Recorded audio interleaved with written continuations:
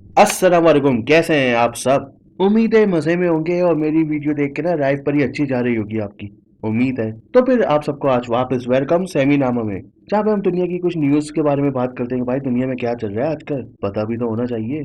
तो बस इसके साथ करते हैं वीडियो स्टार्ट। ये देखो मेकअप वालों, ब्यूटी पार्लर वालों, तुम लोगों की वजह से देखो क्या हो गया दुनिया में। ये वाकया इजिप्ट का है, जहाँ पे एक रोंटे को ना एक लड़की पसंद आ गई फेसबुक पे। बड़ी लंबी सेटिंग चली, बड़े वादे इशादे कस्मे वस्मे, हर पिक्चर पे लाइक, अच्छे अच्छे कमेंट्स, और इन सब के बाद उन दोनों की हो गई शादी। The next morning. लेकिन शादी के दूसरे दिन जब वाइफ उठी और नहा वहा के हस्बैंड के पास आई बड़े प्यार से, तो हस्बैंड भी बड़ा खुश हुआ कि जिंदगी में उसको पहली दफा इतनी इज्जत मिली है। तो वो भी खुशी खुशी उठा। लेकिन उसकी खुशियां जल्दी खत्म हो गई, क्योंकि उसने पहली दफा अपनी बीवी को मेकअप के बिना देखा और वो परेशान हो गया। ये क्या है? लेकिन अब तो वो बस गया।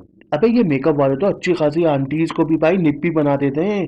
एक महीने तक वो अपने दिल को तसल्ली देता रहा और इस वेर करके कि जो होता है अच्छे के लिए होता है, फलाना फलाना फलाना। लेकिन रोज अपनी बीवी को देख के उसको फेसबुक को और सिंगर बर्गर को गाली देने का दिल चाहता था। आखिर में तंग आके वो अदालत गया कि भाई हमको धोखा मिले, हमको इंसाफ चाहिए, हमें डाइवोर्स चाहिए। देख रहे हो मेकअप का नुकसान। करो मेकअप, अच्छी बात है भाई, मेकअप करना अच्छी बात है, करो।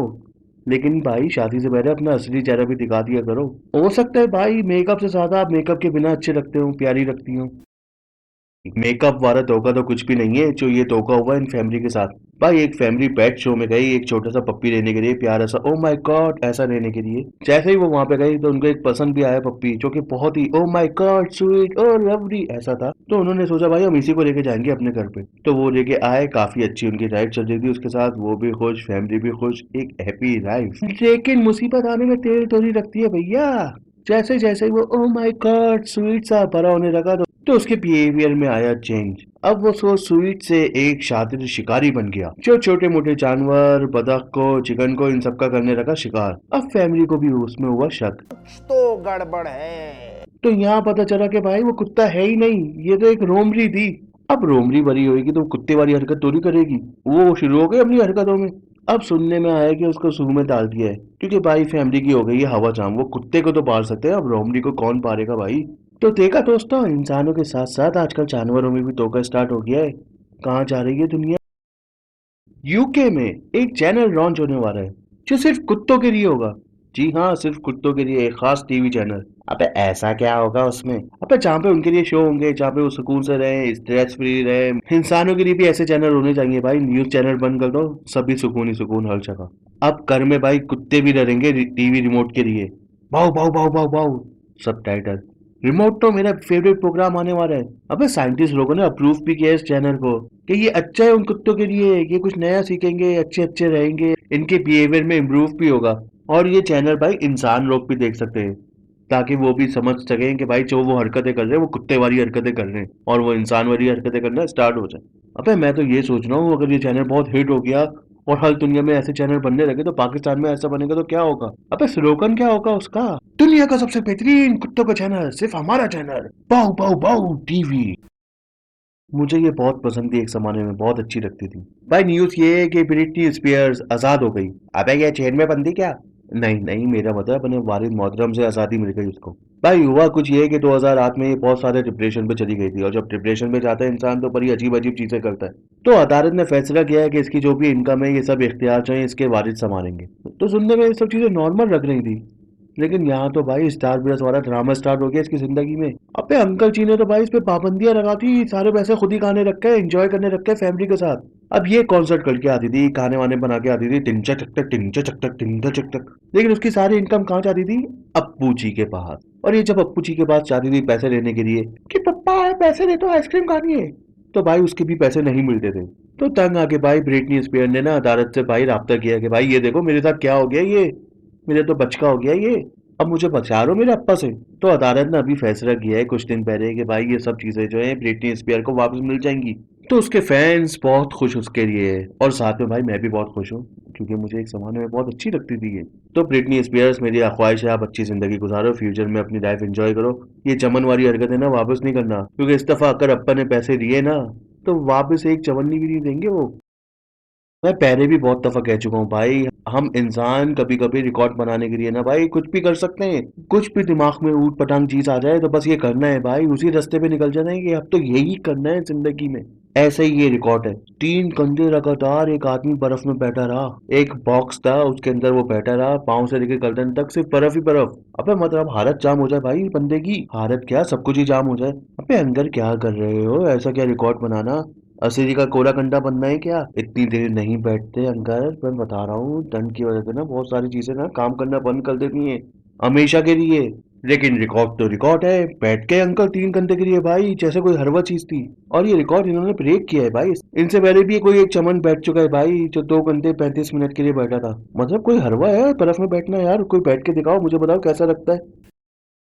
ये न्यूज़ अलबत्ता 2 या 3 महीने पुरानी है, लेकिन भाई मुझे ये अच्छी लगती है न्यूज़, तो मैंने सोचा इसको वापस डाल दूं। मैं पहले सोचा था पहले पार्ट में इसको डालने के लिए, लेकिन मैं भूल गया था। भाई न्यूज़ ये है कि तुर्की में एक जगह पे कुछ दोस्त जंगल में गए लाइफ एंजॉय करने के लिए, टाइम पास करने के लिए, कुछ पीने पिलाने के लिए, 4 बोतल वोडका काम मेरा रोज का करने के लिए।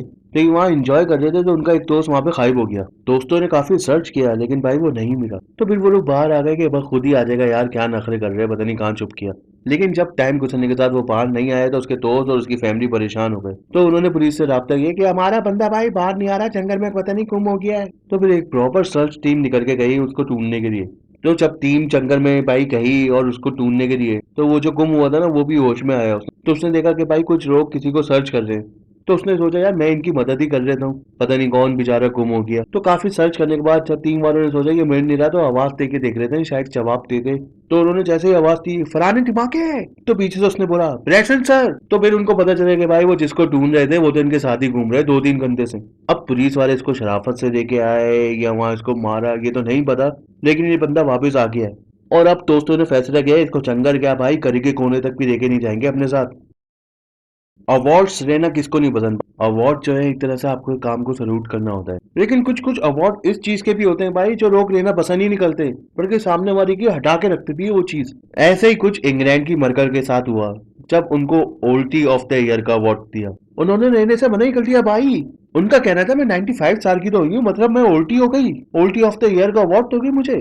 अबे अभी तो जवानी आई है मेरी जिंदगी में। उनका कहना है मैं 95 साल की तो हुई हूँ, 2000 साल की भी हो जाऊंगी ना, जब तक मैं खुद को बुढ़ा नहीं मानूंगी मैं बुढ़ी नहीं होंगी। अबे ये क्या बात हुई, इस तरह तो भाई दुनिया का कोई भी आदमी और औरत बुढ़ा नहीं होगा कभी भी जिंदगी में। तुम लोगों ने जान के तंग करने के लिए उनको अवार्ड दिया था ना ये वाला, है ना, है ना। वैसे भाई मरका की एक बात गलत नहीं है, इंसान को जिंदा दिल होना चाहिए भाई। अब एज कुछ भी हो अपनी लाइफ को एंजॉय करो, दिल से खुश रहो, तो इंशाल्लाह सब कुछ जिंदगी में सही भी रहेगा। इन मरका की तरह जब तक खुद को समझोगे नहीं तो ये जो उम्र है ये एक नंबर ही रहेगा। काफी अच्छी अच्छी बातें कर रहा था, इलेक्शन पे खड़ा हो जाऊं क्या? अबे साले। हांगकांग में एक बस सर्विस स्टार्ट हुई है जो सिर्फ सोने के लिए बनाई गई है। और इस बस में भाई आप कहीं आ जा नहीं सकते, सिर्फ यहाँ बैठो, ये 5 घंटे घुमा के ना आपको वापस यहीं पे लाके छोड़ देगी। कंपनी का कहना है कि भाई दुनिया में तेज रफ्तारी की वजह से लोग बेसुकून हो गए हैं, उनको सोने को नहीं मिलता यार। पूरे दिन खुआरी करो, घर का काम करो, जॉब करो, आओ तो रात को सोशल मीडिया देखो, फैमिली को टाइम दो, और जब तक लेटने के लिए आओ नींद गायब हो जाती है। अबे ये कंपनी वालों ने क्या मुझ पे रिसर्च की थी क्या? तो कंपनी वालों ने सोचा कि भाई हम लोगों की नींद से पैसे कमाते हैं। मस्त प्लान है। तो ये बस 5 घंटे के लिए चलती है और इस बस में ना बिल्कुल खामोशी होती है, ऐसा चिर माहौल होता है कि ऐसी नींद आ जाए बंदे को, और अपने साथ मोबाइल और ये लैपटॉप भी नहीं लेके जा सकते। और 5 घंटे के सफर में आप वेरे बैठे रहेंगे तो क्या होगा, एक अच्छी खासी नींद आ जाती है, बंदा सुकून से सो जाता है। और भाई ये सर्विस बहुत हिट हो गई है वहां पे, मतलब हर बस ना फुल हिट जा रही है, फुल पैक। इतने लोग नींद के दीवाने थे सोने के लिए। तो बस इतनी नींद नींद हो गई है तो मैं भी जरा सोने के लिए। वीडियो अच्छी लगे तो लाइक करना, कमेंट करना और सब्सक्राइब करना, और इंस्टाग्राम पे भी फॉलो कर लेना। हाँ बहुत सारे काम बता दिए मैंने, लेकिन ये सब कर लेना। तो इंशाल्लाह जल्द मिलेंगे, जब तक अपना और अपने घर वालों का ख्याल रखना। अल्लाह हाफिज।